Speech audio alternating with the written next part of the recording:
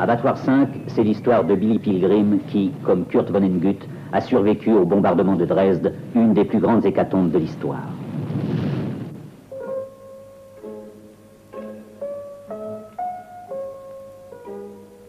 Billy Pilgrim a décroché du temps.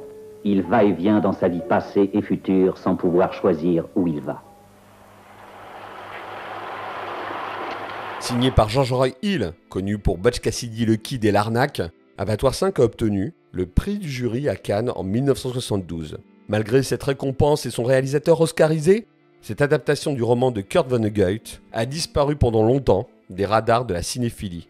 Dans le film, Billy Pilgrim, ancien soldat américain survivant des bombardements de Dresde en 1945, se réfugie dans ses souvenirs passés, présents mais aussi futurs, allant jusqu'à connaître sa propre mort.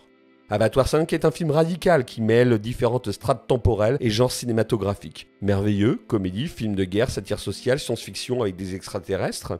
Le réalisateur se plaît à ne jamais clairement nous indiquer si notre héros fuit dans son imagination ou possède véritablement le don de se déplacer dans le temps et l'espace. Le film traite avant tout des bombardements alliés de Dresde et propose une vision non idéalisée des USA.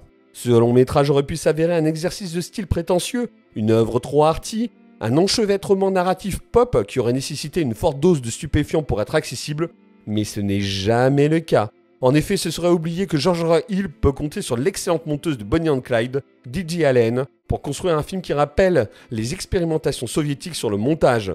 Plutôt que de raconter une histoire et de chercher l'identification du spectateur, Abattoir 5 s'échappe des conventions narratives afin de nous offrir un discours humaniste guidé par le souci du cinéaste de livrer une fable universelle dénonçant les horreurs du passé pour nous aider à construire un avenir meilleur. Pour George Roy Hill, l'homme doit donner du sens au chaos, tout simplement pour ne pas revivre éternellement les mêmes horreurs. Une œuvre érudite et bouleversante à voir absolument.